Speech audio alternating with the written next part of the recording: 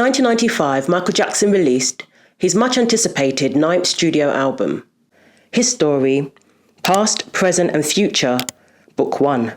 The album comprised of a greatest hits compilation and new material, 15 songs on each side of the double album. Prior to this album, Michael had begun collaborating with rappers, most famously for the song Black and White, which appeared on his 8th studio album, Dangerous. This is when he branched out once again with his music, both with the style and the themes. He brought up social issues with his lyrics and combined popular music with underground sounds. The album was considered more gritty and urban. Well, his story was to continue his development as an artist and push the boundaries even further. Whether or not it worked was up for debate by critics. The Earth song, They Don't Care About Us, and Scream all touched upon emotive issues of the time, such as injustice, environmental awareness, greed and despair. But back then, Michael Jackson was the first to get into a lot of heat over his lyrics and was accused of being anti-Semitic for some of the lyrics used in the song They Don't Care About Us. The lyrics were eventually changed. Even the music video for the song, that was originally directed by Spike Lee, was also changed because it was considered too controversial. And you will find that there were 2 versions of the song, 2 music videos. When History was released, Michael was criticized for some of the lyrics in They Don't Care About Us. He was so upset at the thought of his lyrics being misconstrued and possibly hurting his friends and fans that he decided to change the words. And on top of all of this, again, Michael chose to collaborate with rappers. Rappers such as Shaquille O'Neal. Yes, he's a rapper. His first album went platinum, and he was signed to Interscope, Tupac's label at one point.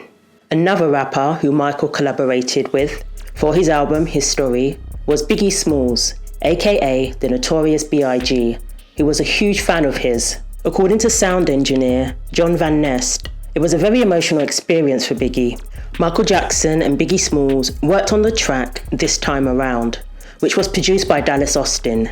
Biggie wrote and rapped his own verse on the track. He wrote an uncensored version and a clean version. It was the 4th single released from the album. Dallas Austin also co-wrote the song along with Michael Jackson, and it was about the pitfalls of fame. Biggie rapped about not knowing who to trust and friends stabbing him in the back, and Michael took shots at the press. Michael's verse was uncharacteristically aggressive. For the clean version, lyrics include, "Listen, I've got problems of my own, flashing cameras, taps on my phone. Even in my home, I ain't as safe as I should be. Things always missing, maybe it could be my friends." For the uncensored version, lyrics include, "Apologies shallow like the ocean. I guess I'll resort to gun toting. If I was dead broke and smoking, I'll probably be by my lonesome. I'm a killer N-word, I ain't joking." So, not the most wholesome of lyrics, and many would argue that they are very destructive. And of course, Michael Jackson, for many of us, was a part of our childhood. He was known to have had a young fan base, so you would think that he would have gone for the clean version. But no, he actually preferred the uncensored version, and that's what was included on the album. The song was definitely pushing the boundaries, and a move away from the type of music that attracted his young fan base in the first place, albeit a fan base who eventually grew up. And I guess Michael himself wanted to kind of wild out on the song because he swears. He says the S word a couple of times.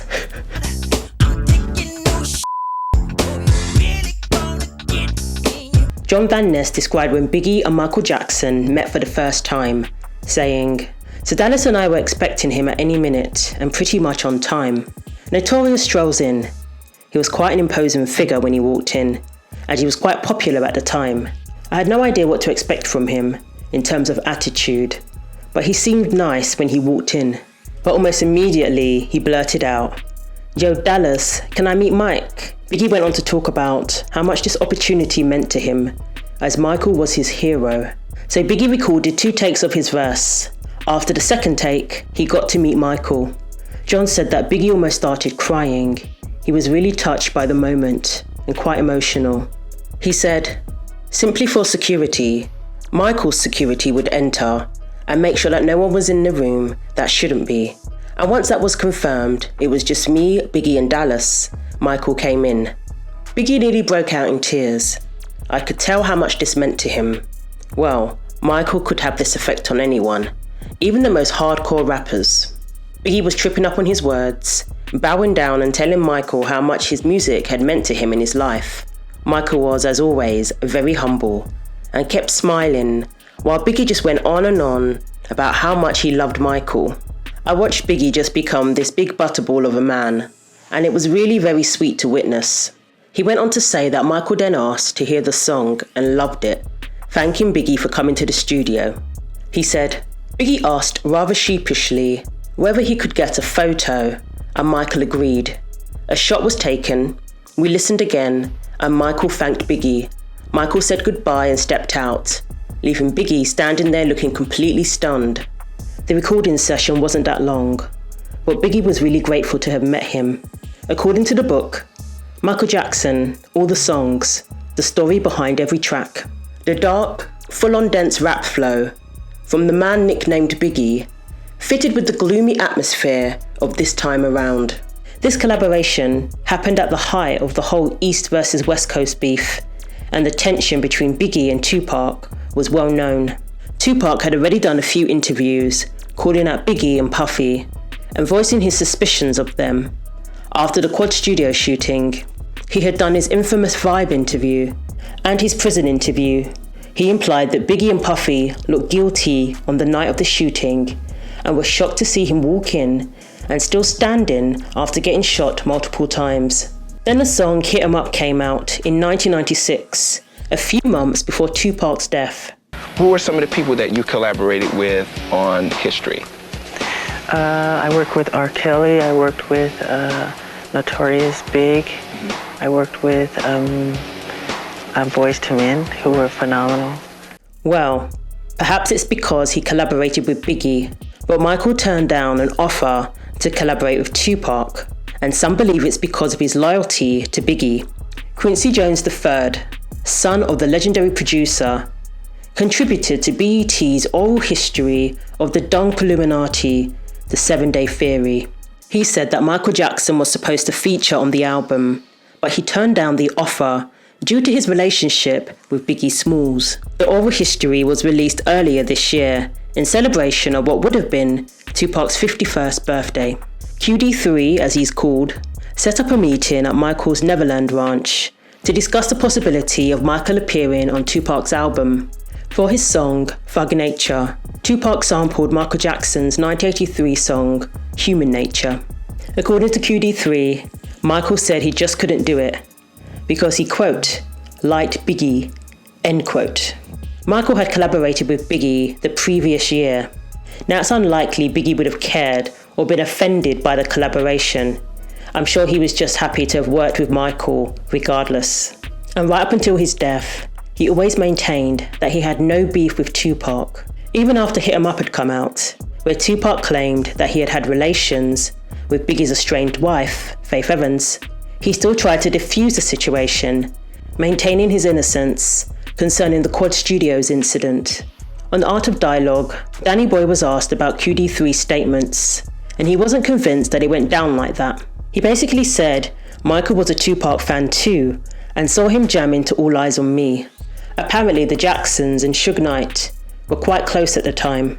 And Danny Boy said, everybody's got a lot of big stories. He said, think with logic.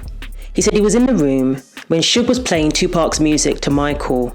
He definitely heard him listen to All Eyes on Me. Machiavelli, he's not sure. He said at the time, Suge was trying to get Michael to appear on a Christmas album with Danny Boy, and that's when he played All Eyes on Me for him. And it is funny to think of Michael picking a side in the whole East versus West Coast beef. And it's possible that he just didn't want to get involved because he knew that the two of them had beef and he probably just wanted to stay out of it. But he certainly didn't pick a side, according to Danny Boy. What's more plausible is perhaps he didn't want to associate himself with Death Row Records. That may have not been a good business move at the time. He may have even been joking with QD3 when he gave that response. And Napoleon was asked about the same thing, and he put another spin on it. He said that he thought Michael was mad at Tupac. Apparently, Michael wanted to do a song with Tupac back in the day. They actually had a studio session together, but Michael didn't show up. Michael thought Tupac would just lay down his verse. It's not uncommon for artists not to meet in person during the recording phase, for various reasons. Usually they don't have time, and it's just more efficient for everyone to just go to the studio at separate times. But I guess Tupac was extremely disappointed and felt that Michael should have, in the very least, met him, even if he couldn't stay. Park felt disrespected and walked out.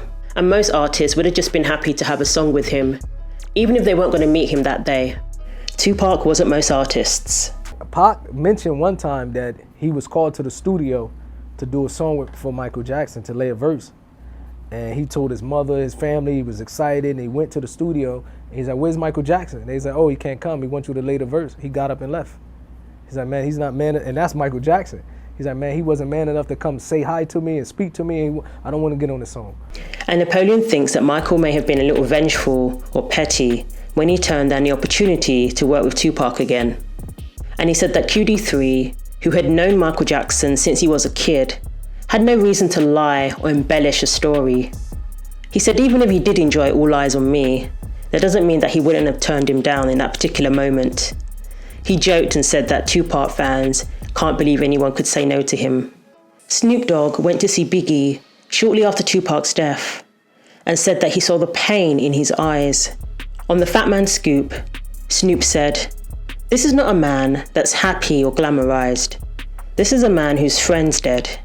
They had a misunderstanding, and he can never get no justice for his emotions, but he's showing me his emotions.